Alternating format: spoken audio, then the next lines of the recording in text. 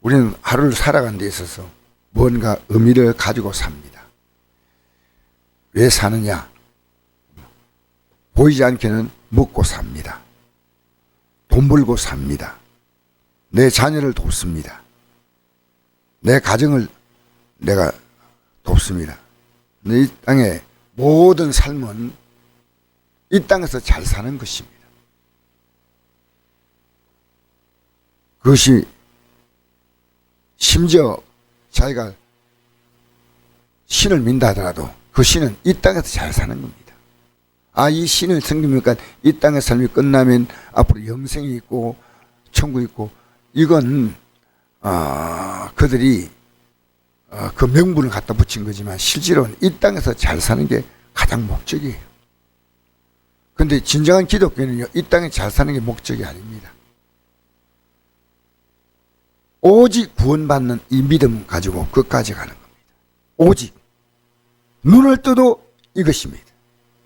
내가 모든 걸 한다 하더라도 이걸 놓쳐버리면 아무것도 없는 거예요. 우리 예를 들어 생각해 봅시다. 내가 아무리 이 땅에서 열심히 살아간다 하더라도요, 내 몸이 망가지고 하면 더 이상 할 수가 없어요. 오늘도 마찬가지예요. 오늘도 우리가 하루를 움직이려면 잠을 못 자면 오늘 일하지 못합니다. 밥 먹지 않으면 기운이 없어 일 못합니다. 그러면 잠자는 게 목적은 아니고 밥 먹는 게 목적이 아닙니다. 그래도 내가 오늘 살기 위해서 이것이 목적입니다. 이 목적이 아니고 목적처럼 보입니다. 우리는요, 영생을 바라봅니다. 만약에 그 곁에서 이렇게 자세히 보고 그가 말을 하거나 어떤 행동할 때요, 이 사람이 정말 지금 이 구원의 믿음에 모든 가치를 다 걸고 있다, 대부분이 압니다. 느껴져요. 우리가 믿는 이 예수 믿는 것이요, 그렇게 가치가 없는 거 아닙니다.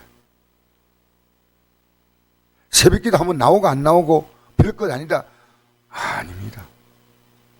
내 삶에 변하지 않은 가치는 나는 구원받아서 저 나라에 들어간다는 겁니다. 그래서 하나님이 이스라엘 백성들을 애굽 땅에서 불러낼 때, 그 애굽 땅에서 불러낼 때 하나님은 그 애굽의 모든 장자를 제물로 삼았습니다. 만약에 장자들이 죽지 않았다면 애굽에서 출애굽 사건이 나지 않습니다. 하나님은 그걸 통해서 이스라엘 백성은 건져내시고 애굽 사람들에게는 하나님이 어떤 분인가를 똑똑히 보여준 겁니다. 지금 우리가 살아가는 모든 삶은, 우리 인생은 우리 힘으로 살아갈 수 있는 것은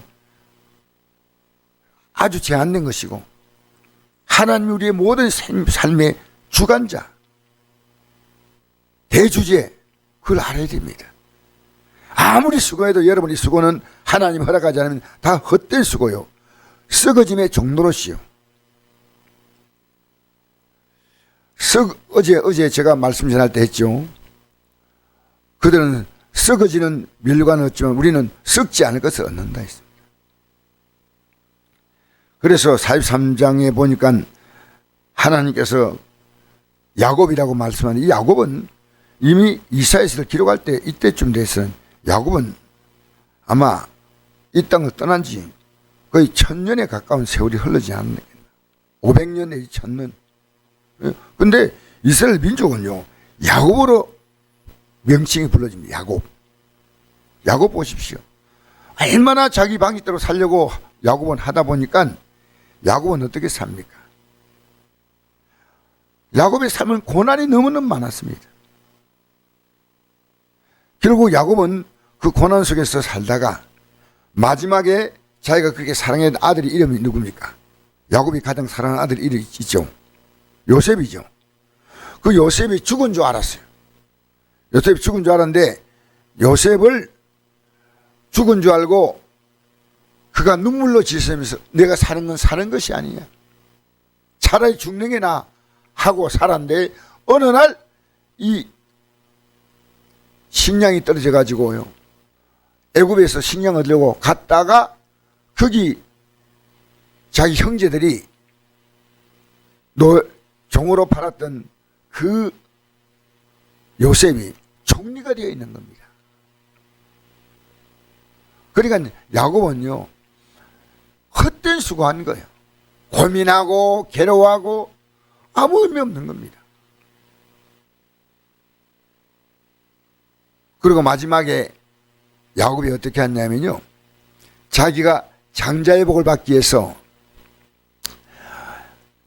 에스가 받는 그 복을 아버지께 받고 싶어서 에스의 복장을 하고 아버지가 복 주도록 먼저 가서 아버지에게 그 염소 새끼를 잡아가지고요 하지 않습니까? 그런 식으로 장자가 복받는다고 생각했는데 나중에 요셉의 두 아들이 있습니다. 에브라임과 므낫세거든요. 그런데 장자에게 오른손을 얹어서 복을 주고 차자에게 왼손을 얹어 복을 주는데요, 요셉이 자기 두 아들을 아버지 앞에 먼저 복받게 하려고 오른손 쪽에는 장자를 두고 왼손 쪽에는 차자를 두었는데요, 이 손을 야곱은 어긋지게 하는 겁니다. 왜 어긋지게 하는지 아십니까? 하나님이 장자를 복주는 게 아니고요, 하나님이 복줄자를 복주는데, 손을 이렇게 어긋지게 하니까 아버지 그게 아닙니다. 이 아들이 아버지 오른쪽인 자가 장자니까 오른손 얹으시고요, 왼손인 자가 차자니까요 왼손 얹으시죠. 나도 안다.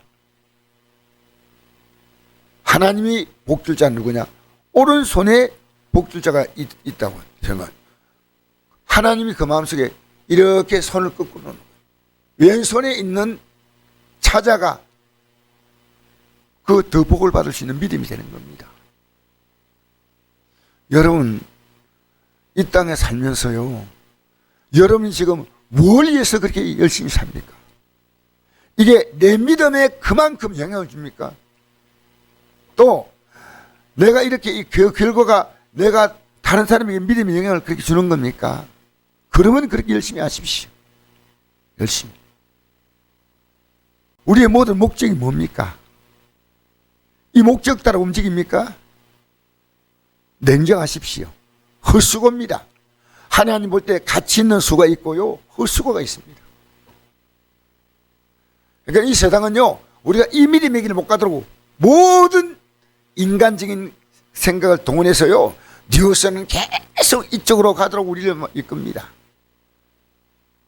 우리의 세상 여건은요, 이 구원의 길을 하지 않고 이 세상에 우리의 마음을 빼앗기도록 하는 겁니다. 오늘도 이 전쟁이 시작됐습니다. 여러분, 기도하지 않고 이 길을 갈 수 있다고 생각하면 어림도 없어요. 어림도 없어요. 우리는 예수님이 가신 그 길을 가는 겁니다. 어제 제가 설교할 때 이랬잖아요. 인자가 이전에 있던 곳으로 올라가는 걸 보면 어떻게 하겠냐. 이전에 있던 곳이면 하나님 나라에 예수님이 계시다가 이 땅에 사람 몸을 입고 왔잖아요. 올라가는 걸 보면 어떻게 하겠냐. 올라가는 그 예수님의 발자취를 그대로 따라 우리도 올라가는 거예요. 그대로. 여러분, 그래서요, 이게 어마어마하게 보이는 겁니다. 이건 돈으로 환산이 안 됩니다. 우리가 얼마나 가치가 있느냐. 저 오늘 보십시다. 야곱아, 너를 창조하신 여호와께서 지금 말씀하시느니라. 이스라엘, 너를 지으시니가 말씀하시니라. 너는 두려워하지 말라. 내가 너를 구속하였고 내가 너를 지명하여 불나니 너는 내 것이다. 하나님이, 너는 하나님의 것이다. 얼마나 귀한 존재입니까? 얼마나. 자, 근데 어떻게 구체적으로 내 것이냐면 2절 보니까 내가 물 가운데로 지날 때 내가 너와 함께 할 것이라. 물 가운데 지날 때 어떻게 함께 합니까? 요단강 물이 갈라지죠. 요단강에 지금 물이 막 가득 찰 때인데 쫙 갈라지는 거예요. 물 가운데 지날 때 내가 너와 함께 할 것이다. 강을 건널 때 물이 널 침몰하지 못하게 할 것이며 내가 불 가운데로 지날 때, 이 불 가운데는 누굽니까? 불 가운데. 사드락과 메삭과 아벳느고 같은 경우는 불 가운데 지날 때 하나님 도와주었다는 거예요. 불 가운데. 불 것인대로 살인이 못한다. 또 보십시오. 다니엘 같은 경우는 사정을 속에 들어가도 하나님이 지켜준 거예요. 지켜준 거예요. 대전은 내 하나님 여호와 내 하나님이요 이스라엘 거룩한이요 내 구원자입니다. 내가 애굽을 너의 속량물로 구스와 스바를 너를 대신하여 주었노라. 이 말은요, 애굽에서 출애굽할 때 어떻게 나옵니까? 하나님은 장자 죽는 재앙을 주셔서 장자를 죽는 그 값을, 그 엄청난 그들 통해서 애굽이 손을 드는 거예요. 애굽의 모든 장자, 짐승의 장자까지요 전부 죽임을 당합니다. 그리고 그들이 집마다 뭡니까?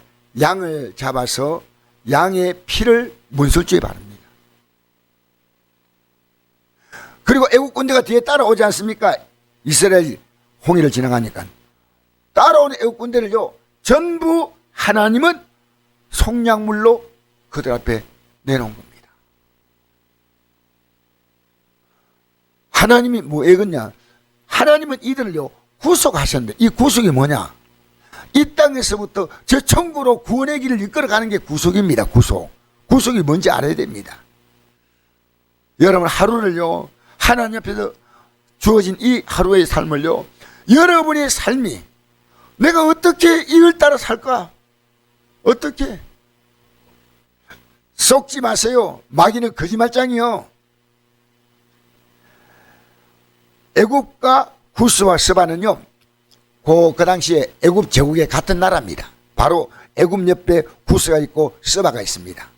근데 이 나라 백성들이 애굽의 군대로 같이 포함돼 가지고 이스라엘 민족들이 가나안 땅으로 들어가게 해서 출애굽할 때 따라오는데 홍해에서 하나님은 그들을 수상시키지 않습니까? 4절에 내가 내 눈에 보배롭고 존귀하며 내가 늘 사랑하신즉 내가 내 대신 사람들을 내어주며, 이 말이에요. 백성들이 내 생명을 대신하리니, 이 말이에요. 두려워하지 말라. 내가 너와 함께하며 내 자손을 동쪽에서부터 오게 하며 서쪽에서 너를 모을 것이며. 지금 이 이사야 기록될 때는요 이제 앞으로 이스라엘 나라가 완벽히 망해가지고 바벨론과 메데바사와 이 포로로 된 그런 시대를 지금 이사야 선지자가 예언하는 겁니다. 예언하는 겁니다. 그런데 다 흩어져도 다시 다 모아준다는 겁니다. 다시. 요즘 말하면요, 너가 지난날 믿음 생활 제대로 하지 못해서 모든 거 다 잃었는데 다 회복시켜주겠다. 다. 여러분 지금요 예배당에서요 시간 나면 우리 교회는 마음만 먹으면 됩니다. 아침 예배가 있고 저녁 기도회가 있지 않습니까? 자기들 집에서 쉴 시간인데 그 시간에 하나님 앞에 나오면 하나님이 얼마나 기뻐하겠습니까? 얼마나. 낮 시간에는 우리가 하나님을 바라보고 일해야지 그 일이 수고해도 가치가 있습니다. 여기에 우리의 모든 삶의 가치를 걸지 못하면요 이거에 대해서 주님은 전부 다 그 아들의 생명까지 주시면서 우리를 구원하신 겁니다. 여러분 조금도 한눈 팔면 안 됩니다. 이 긴장감을 놓아버리면 끝납니다.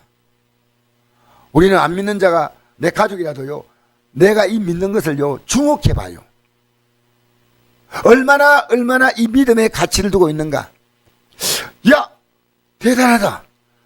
저 믿음의 모든 가치를 두고 살구나. 난 내 아들에게 이런 말을 했습니다. 너는 아버지가 너에게 남길 수 아무것도 없다. 내가 믿음으로 어떻게 살다가 이 땅을 떠난가 보고 이 믿음의 자취를 유산으로 남겨주고 싶다는 거예요. 탈바하지 마세요. 여러분 믿는 것이 아무것도 아닌 것처럼 보이지 하지 마세요. 우리는 이 믿음에 우리의 모든 삶의 가치를 걸어야 됩니다. 오늘 아침에 어제보다 내가 더 굳은 결심하는 겁니다. 어제보다 오늘 더 굳은, 오늘보다 내일은 더 굳은 결심하고. 왜? 가까이 가고 있습니다.